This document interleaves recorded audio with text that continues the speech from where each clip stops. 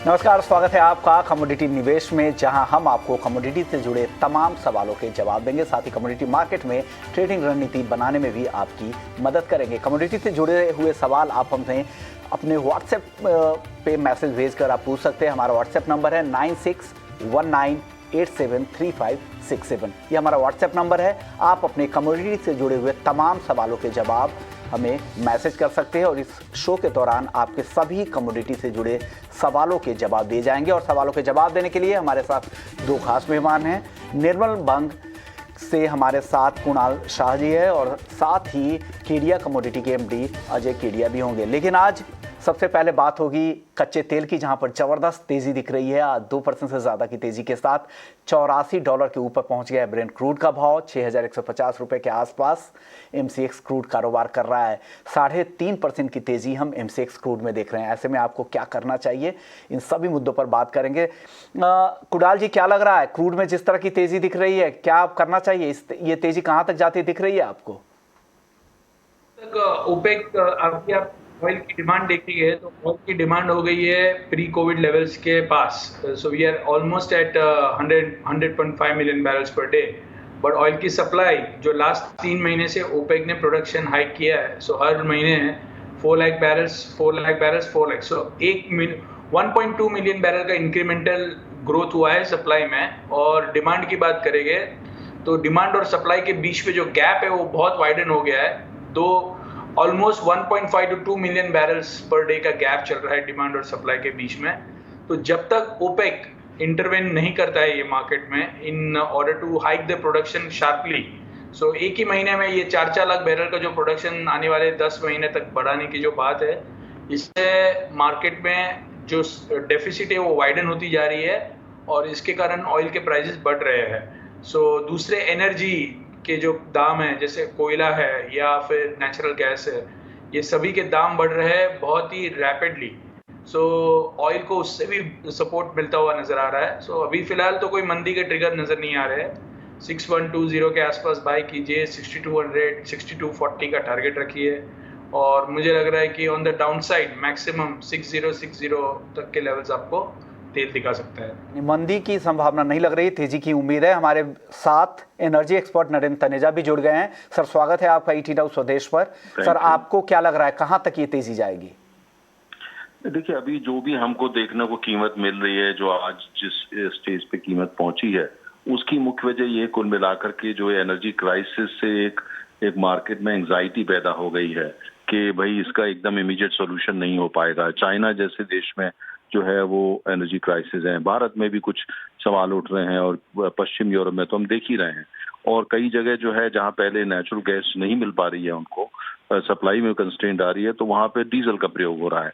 तो लगभग 4 लाख बैरल तो इसी में ही जा रहा है, जो एक तरीके से रिप्लेस उसको करेगा जहां जहां प्राकृतिक गैस जाती थी। कोयले की भी कई जगह दिक्कत हो रही है, चाइना में खास तौर से, भारत में तो है ही है, और भी कुछ जगह हो रही है। तो कुल मिलाकर माहौल जो है वो थोड़ा शॉर्टेजेस का एक सेंटिमेंट बन गया है, तो मार्केट उसको रिएक्ट कर रही है। अगर डिमांड सप्लाई फंडामेंटल को आप देखें तो उसके हिसाब से कीमत यहाँ नहीं पहुंचनी चाहिए।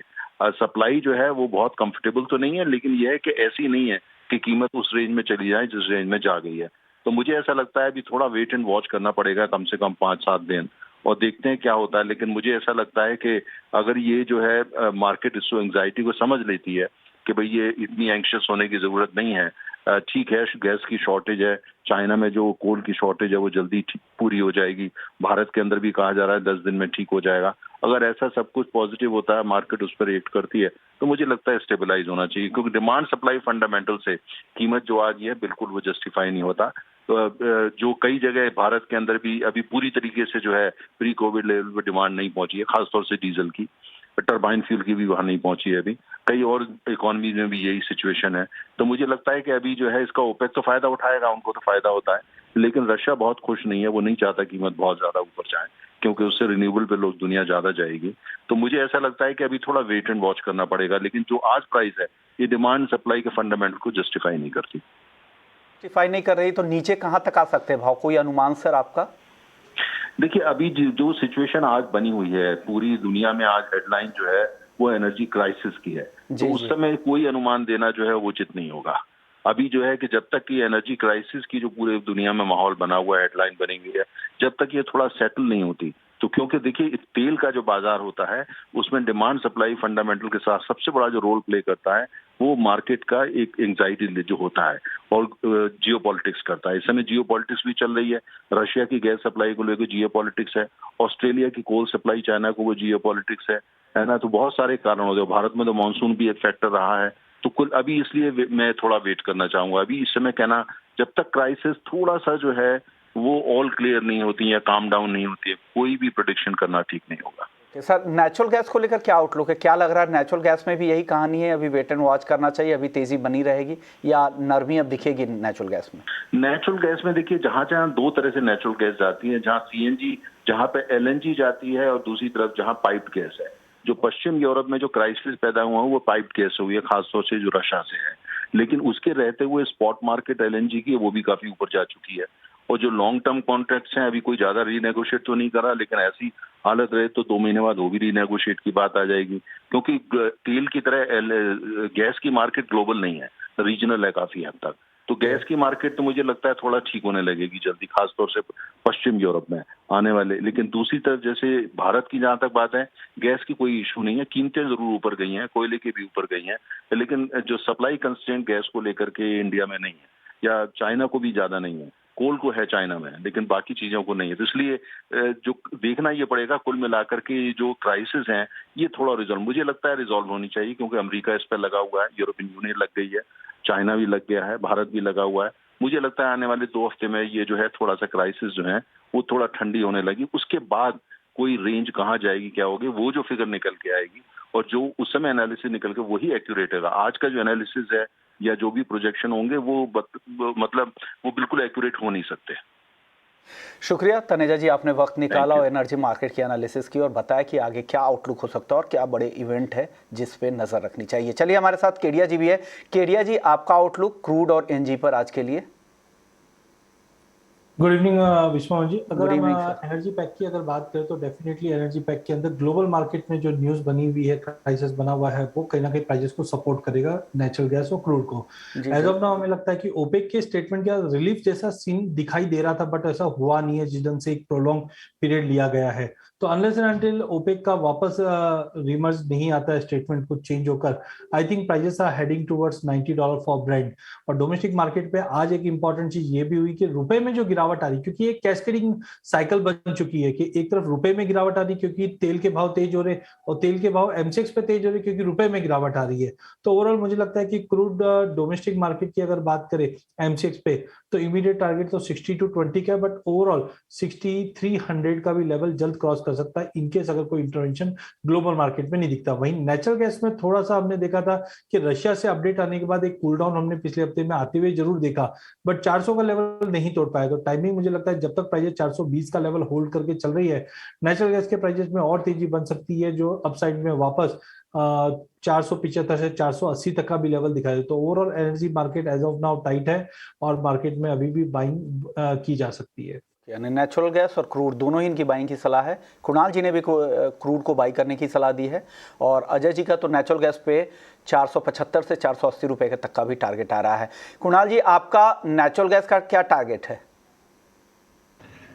ये जो गैस के प्राइसेस पिछले हफ्ते कम हुए हैं, उसका रीजन है कि रशियन इंटरवेंट करके मार्केट में कॉन्फिडेंस मिला है कि वो लोग यूरोप को गैस सप्लाई करेंगे। सो जैसे तनेजा जी ने कहा है कि गैस सप्लाई तो करेंगे, पर पाइपलाइन कहाँ है? सो जो नॉर्ड पाइपलाइन है वो उसको अभी भी मुझे लग रहा है 1 आध महीना लग जाएगा बैक इन स्ट्रीम आने के लिए। सो यूरोपियन गैस मार्केट तो टाइट ही रहने वाला है 1 महीने तक। अभी जहां तक बात है यूएस मार्केट की, सो यूएस में इतने प्राइसेस बढ़ने के बावजूद भी ना कच्चे तेल का ना नेचुरल गैस का प्रोडक्शन बढ़ रहा है। सो ये क्राइसिस सॉल्व तो हुई है ही नहीं। So there is nothing which makes me say कि गैस बड़ा क्रैश हो जाएगा या गैस में बड़ी मंदी हो जाएगी, ऐसा कुछ नज़र नहीं आ रहा है। गैस के प्राइसेस अभी भी अपवर्ड ट्रेजेक्टरी में ही है और अपवर्ड ट्रेजेक्टरी में ही रहेंगे। I think in order to solve this crisis US में गैस का प्रोडक्शन बहुत तेजी से बढ़ना चाहिए, तभी जाके ये क्राइसिस सॉल्व होने वाली है। और now we are entering into again winter season में एंटर करने वाले हैं हम। एक डेढ़ महीने में in US. So I think demand will be again very strong. So मुझे नहीं लग रहा है गैस पे कोई लंबी मंदी हो पाएगी. मंदी की उम्मीद नहीं है, क्योंकि जिस तरह से विंटर सीजन पे एकदम दस्तक देने वाला है और उसके बाद जिस तरह से ओवरऑल सप्लाई की दिक्कतें चल रही हैं, तो तेज़ी बनी रहेगी. और 475 से 480 का केडिया जी का टारगेट है. और क्रूड में भी दोनों ही जानकार तेज़ी के रुख में. एक और काउंटर है आज बेस मेटल्स का, वो है एल्युमिनियम, जहां पर 2.5 से 3% की तेज़ी दिख रही है. 245 रुपए के भाव के आसपास एल्युमिनियम M6 एल्युमिनियम पहुंच गया है. कुणाल जी, क्या लग रहा है, एल्युमिनियम की तेज़ी फिर से बनी रहेगी और आगे एक नए रिकॉर्ड बनाएगा फिर से MCX पर?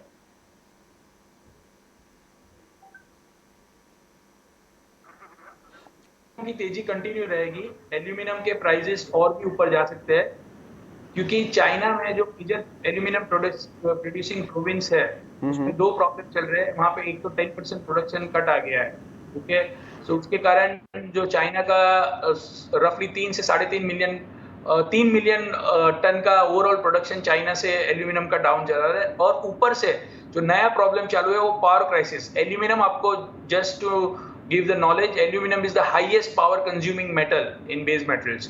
So अगर पावर ही नहीं है तो एल्यूमिनियम बनेगा कैसे? तो एक तो चाइना की गवर्नमेंट ने 10% प्रोडक्शन कट अनाउंस किया है, और ऊपर से अगर आप देखेंगे तो प्रोडक्शन कट को छोड़ के पावर क्राइसिस चालू है. तो एल्यूमिनियम में तो मंदी की कोई जगह ही नहीं है. एल्यूमिनियम मुझे लग रहा है 250 रुपया 1-2 दिन में आ जाएगा. 250 रुपये जो मौजूदा लेवल, उससे 6 रुपये और ऊपर के टारगेट आ रहे हैं, क्योंकि पावर कंजम्पशन सबसे ज़्यादा होता है एल्युमिनियम बनाने में, और पावर आउटेज चल रहा है चाइना, और ग्लोबल क्राइसिस भी है, तो इसका फ़ायदा तो मिलने ही वाला है. केडिया जी, आपका आउटलुक एल्युमिनियम और ओवरऑल बेस मेटल्स पैक पर? बिल्कुल, जैसे कुणाल ने भी कहा है कि डेफिनेटली एक पावर क्राइसिस का तो सभी बेस मेटल पे इम्पैक्ट पड़ रहा है. पिछले हफ्ते ये था कि चाइना से कुछ ऑप्शंस होंगे, उसके बाद प्राइसेस को थोड़ा रिलीफ मिलना चाहिए, बट ज्यादा रिलीफ नहीं था. अब वो डर भी निकल चुका है. और एक चीज और ध्यान है कि विंटर है, और चाइना में हमने हमेशा देखा है कि ऑरेंज अलर्ट जारी कर दिया जाता है, बिकॉज वहां पे हम वेदर अगर हम देखें तो वो भी एक कंसर्निंग है. तो टाइमिंग मुझे लगता है पूरे बेस मेटल के अंदर एल्यूमिनियम काफी स्ट्रांग दिख रहा है. अनलेस एंड अनटिल प्राइजेस 228 का लेवल ब्रीच नहीं करता, prices are heading towards 260 265 level. उसके साथ साथ थोड़ा सा निकल पे भी ध्यान रखिए, क्योंकि आयरन ओर के प्राइजेस में फिर से हमने एक सपोर्ट लेता हुआ देखा है. डोमेस्टिक मार्केट पे अगर ये 1520 का लेवल अगर ब्रीच करके होल्ड कर जाता है अच्छे से, तो I think prices can head towards 1580 1600 level. तो इन ऑल अगर हम बात करें तो पूरे बेस मेटल के अंदर, चाहे कॉपर हो, चाहे जिंक हो, एल्यूमिनियम, निकल, सभी में हमें लगता है कि एक लो लेवल से बाइंग कंटिन्यू रहेगी, और प्राइजेस में कंटिन्यू एक सपोर्ट मिलता हुआ दिखाई देगा फंडामेंटल को देखते हुए. के लिए कोई टॉपिक है क्या बेस मेटल में, केडिया जी? आपकी आवाज नहीं आ पा रही सर. तो कोई ट्रेड के लिहाज से आपको कोई बढ़िया लग रहा है, कोई काउंटर बेस मेटल्स में? बिल्कुल विश्व में अगर हम बात करें तो पहला है कॉपर में हमने 740 का लेवल ब्रीच होते हुए देखा है. इंट्राडे के लिहाज से 745 से 746 का लेवल, बट ध्यान रखिए कॉपर में अगर क्लोजिंग वीकली बेस पे 748 के ऊपर आ जाती है तो एक नया बाइंग ट्रिगर होगा जो 770-75 का लेवल दिखा देगा. वहीं दूसरी कमोडिटी एल्यूमिनियम है. एल्यूमिनियम में अभी भी हमें लगता है कि इमीडिएट टारगेट तो 250 का है, बट ओवरऑल 265 की तरफ जा रहा है. एंड लास्ट निकल अच्छा लग रहा है, जो इमीडिएट टारगेट 1540 का रहेगा. यानी कॉपर, निकल और एल्युमिनियम, ये 3 टॉपिक है बेस मेटल्स में. और कुणाल जी ने 250 पहला टारगेट 240-50 का है, फिर 250 रुपए तक का भी टारगेट दिया है एल्युमिनियम को लेकर. चलिए अब कुछ एग्री काउंटर्स पे बात कर लेते हैं जहां जबरदस्त एक्शन है. उसमें है सोयाबीन, जहां पर तेज गिरावट दिख रही है. और सोपा का जो नया उत्पादन का अनुमान आया है, यह अनुमान है कि करीब 119 लाख टन इस साल उत्पादन होगा 2021 में. हमारे साथ सोपा के ईडी DN पाठक साहब भी जुड़ गए हैं. सर, स्वागत है आपका ET नाउ स्वदेश पर. सर, क्या लग रहा है 119 लाख टन उत्पादन, क्या भाव में अब नरमी आने का आपका आउटलुक क्या कह रहा है? देखिए, भाव पे तो विश्वमन जी मैं आउटलुक कभी देता ही नहीं हूँ. नहीं, बिल्कुल सर. मैं तो फैक्ट्स की बात करता हूँ कि पिछले साल से क्रॉप 14% ज्यादा है और फसल अच्छी है. तो भाव क्या रहेंगे ये तो मुझे लगता है आप लोग खुद ही समझ सकते हैं कि भाव ऊपर नीचे कैसे रहेंगे. डिमांड भी अपने को मालूम है कि अगर इतनी क्रॉप है तो फिर इसका डिस्पोजल के लिए एक्सपोर्ट होना भी जरूरी है, नहीं तो इतना इसका डिस्पोजल नहीं होगा. सर, किन राज्यों में सबसे ज्यादा उत्पादन होने की उम्मीद है? महाराष्ट्र सबसे ज्यादा है? मध्य प्रदेश में सबसे ज्यादा है, क्योंकि वहाँ एरिया ज्यादा है. जी. और महाराष्ट्र में उत्पादकता ज्यादा है, लेकिन मध्य प्रदेश में एरिया ज्यादा है. ओके, लेकिन पिछले साल के मुकाबले महाराष्ट्र इस बार लीड करेगा. पिछले साल के मुकाबले ज्यादा उत्पादन की उम्मीद है.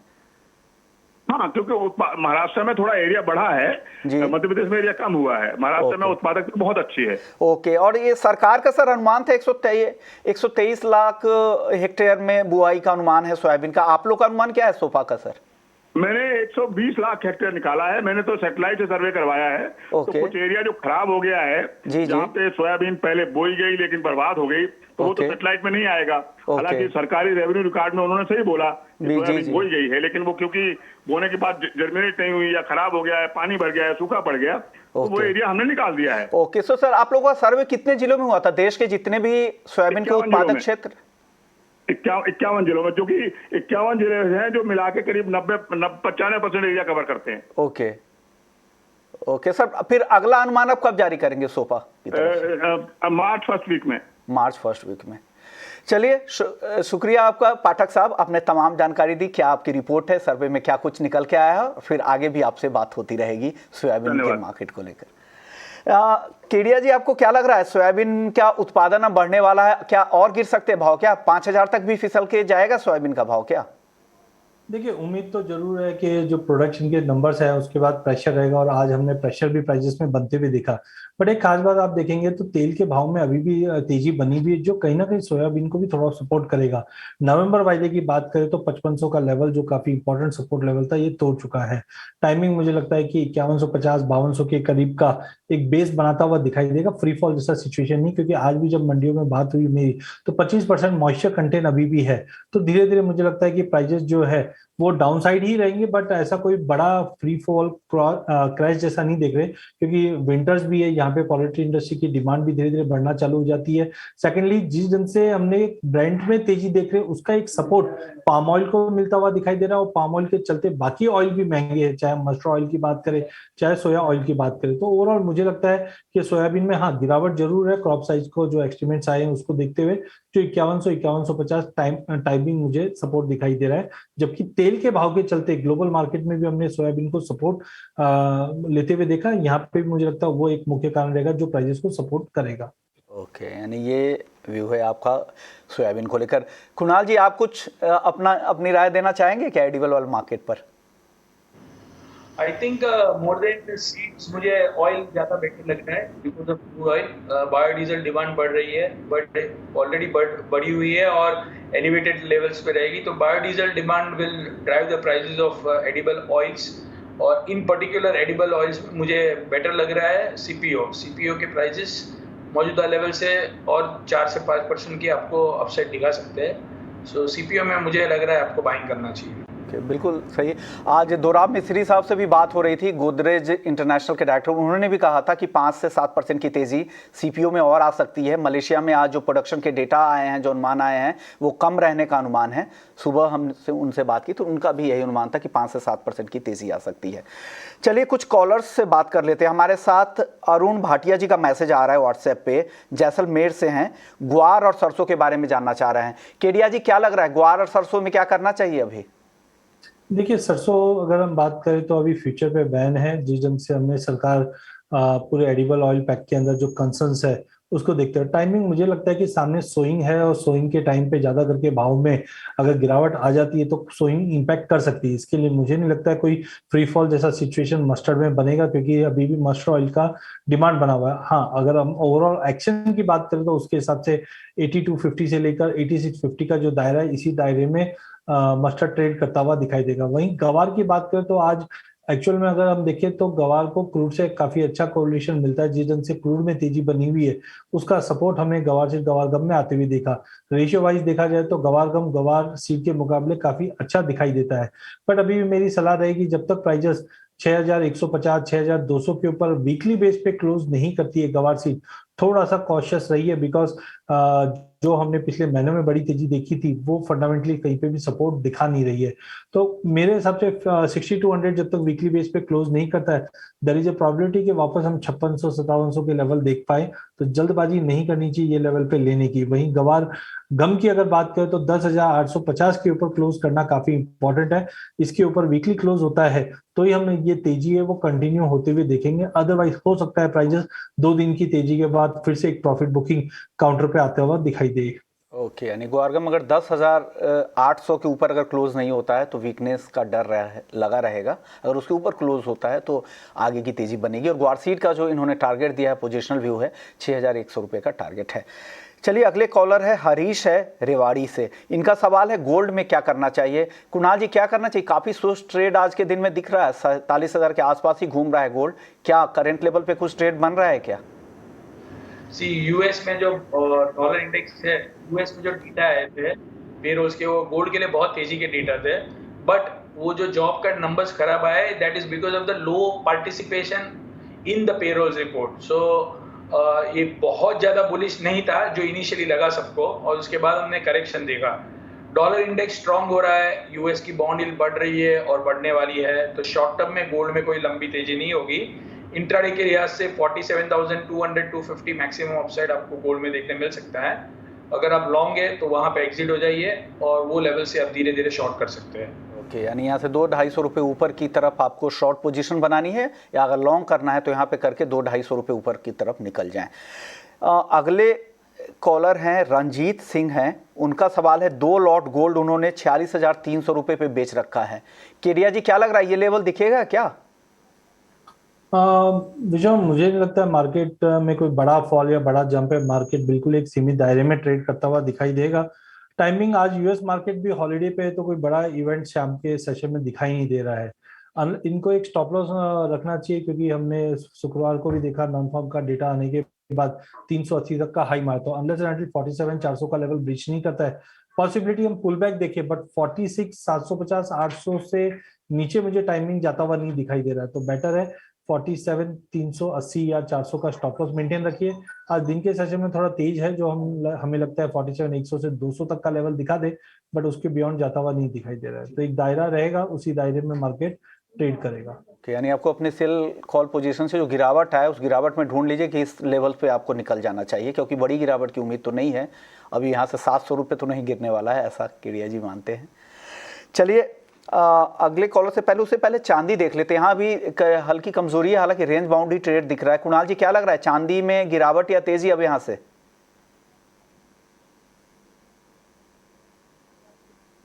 कुणाल जी चांदी पर राय आपकी? सेशन में बहुत बड़ी तेजी नजर नहीं आ रही है। 61,850, 61,900, 200-300 रुपया बढ़ सकता है, उससे ज्यादा कोई तेजी नजर नहीं आ रही है। केडिया जी आपका व्यू चांदी पर? देखिए, as compared to gold, silver मेरे को थोड़ा स्ट्रांग दिख रहा है, क्योंकि गोल्ड सिल्वर रेशियो अच्छे खासे तेजी के बाद अब थोड़ा रिवर्ट करता हुआ दिखाई दे रहा है। हमने पिछले हफ्ते देखा था कि प्राइजेस 78-79 से अच्छा खासा रिवर्ट किया। तो टाइमिंग मुझे लगता है कि आज जिस दिन से बेसमेंट में तेजी आई है, ये कहीं ना कहीं चांदी को भी सपोर्ट करेगा, बट अपसाइड लिमिटेड रहेगा। 6200-300 तक का लेवल एक बार दिखाई दे रहा है। ओके, चलिए एक और काउंटर जीरे को लेकर है। जीरे के स्टॉक को लेकर खबर आ रही थी और लग रहा था कि एक्सपोर्ट डिमांड भी गल्फ और यूरोप से बढ़ेगी। सर क्या लग रहा है केडिया जी, जीरे में क्या तेजी बनेगी क्या यहाँ से?